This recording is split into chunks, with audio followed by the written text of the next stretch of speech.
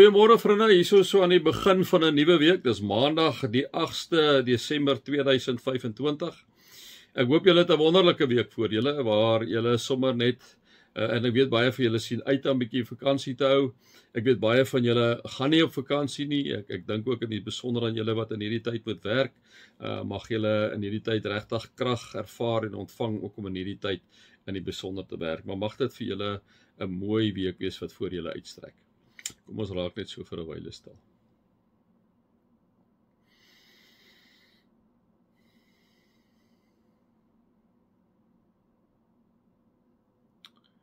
Here, ons bely en glo saam met Christene en gelowiges deur die eeue heen dat U die skepper is van die hemel en die aarde.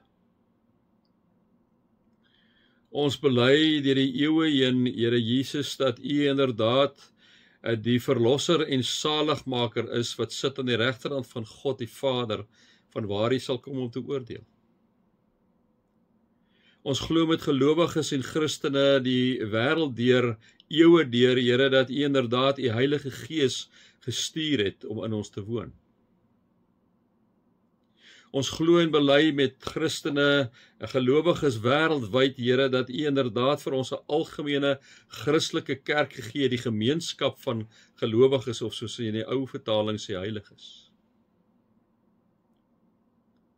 Dat ons inderdaad kan glo in die vergifnis van sondes, beginnende by onsself wat ons medemens moet vergewe.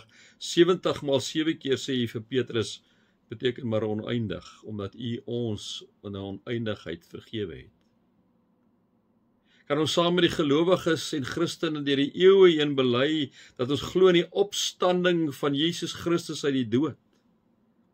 Daarom kom sê Petrus vir ons in 1 Petrus 1, op die grond van die opstanding het ons 'n lewende hoop op die onverganklike, onbesmette, onverkwikkelike, wat ook vir ons in die hemel in bewaring gehou word, erfenis. Here, baie dankie daarvoor. Baie dankie dat ons inderdaad kan glo met Christene en gelowiges deur die eeue heen in die ewige lewe, dat ons nie lewe vir nou nie, maar dat ons vir altyd lewe en vir altyd by U gaan wees. Dankie daarvoor. Dankie dat ons U kan aanbid, so groote, almagtige, alomteenwoordige God en Vader. Amen. Vriende, mag daar vir julle genade en vrede in oorvloed wees, omdat julle hierdie God ken, hierdie Jesus ken wat self God is, die Heilige Gees ken wat self God is, hierdie drie enige God, 3 in 1, saam aanbid. Amen.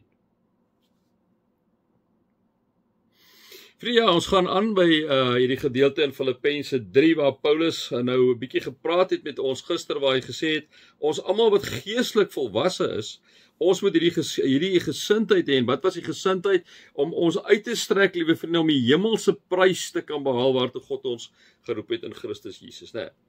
Waar hy vir ons kom sê, Paulus vir ons kom sê, liewe vriende, laat ons inderdaad op die koers hou, op die pad waarmee ons tot hiertoe gekom het, kom sê. Hy sê, God sal ook hierin aan julle die regte insig gee. In elk geval, laat ons koers hou op die pad waarmee ons tot hiertoe gekom het. Wat is die pad? Hierdie pad is om in die voetspore van Jesus Christus te volg. En dan sê hy in vers 17,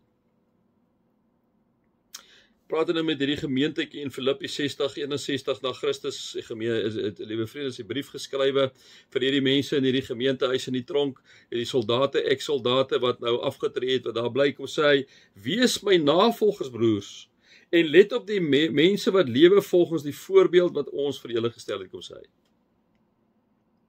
En dan, liewe vriende, gaan hy aan en sê hy, ek het dikwels vir julle gesê, en tot my verdriet moet ek dit nou herhaal, daar is baie wat as vyande van die kruis van Christus lewe, né? Dis mense, liewe vriende, wat soos Paulus was.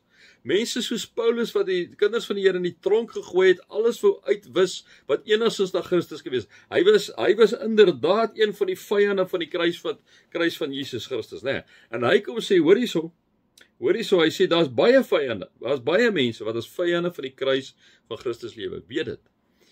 Ontweet ook, kom sê hy vir hulle, liewe vriende, sit ek nou in, hulle sal inderdaad vir julle wil seermaak en laat swaar kry soos vir my. Dan gaan hy aan, sê hy, die verderf is hulle einde. Hierdie mense wat as vyande van die kruislewe.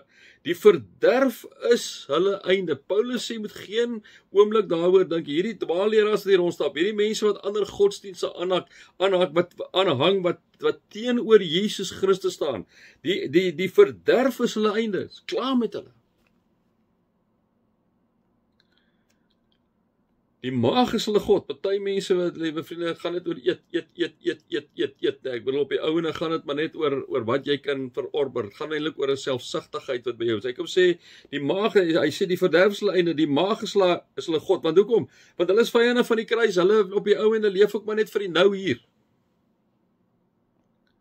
Hulle skande is hulle trots.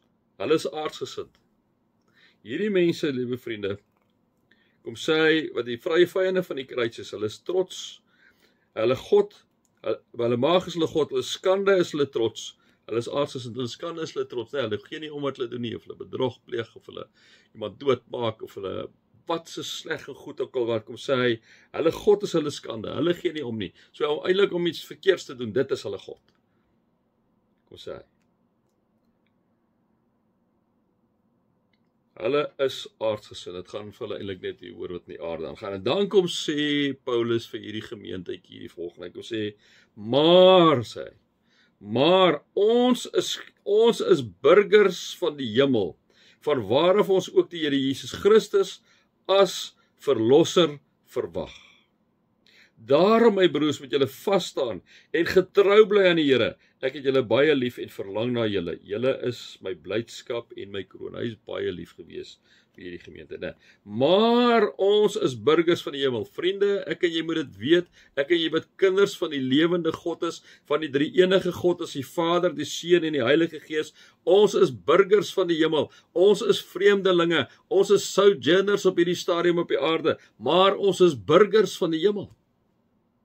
Ons is anders, liewe vriende, want ons koninkryk is op 'n ander plek. Is by die hemel saam met God die drie eenheid die heeltyd. So ons kan nie hierdie goeders doen wat ander mense doen nie. Ja, en vriende, ons wiele val af en partykeer vang ons twak aan. Maar dan moet ek en jy teruggaan na die Here toe en sê, Here, ek is so jammer dat ek hierdie nonsens aangejaag het. Maar ons moet onthou, ons is burgers van die hemel. Daarom, my broers, moet julle vas staan en getrou bly aan die Here, né? So ek en jy moet te alle tye ons oë op Jesus hou. Ek en jy moet te alle tye, soos die boom wat ons eergister vir mekaar gesê het, 'n boom wees wat by waterstrome geplant is, wat sy wortels in die water is. Die wortels is in die water, en wat is die water? Die water is die Heilige Gees. En hoe meer hierdie wortels in die Heilige Gees is, hoe meer begin hy die vrugte van die Gees dra, liewe vriende, sodat mense op die ouene, sonder dat ek en jy dit bedoel, kan sien, maar ek en jy is burgers. Liewe vriende van die hemel, mag God jou en my daarmee help. Mag julle God se liefde ervaar, Jesus se genade ervaar en die Heilige Gees se teenwoordigheid ervaar. Amen.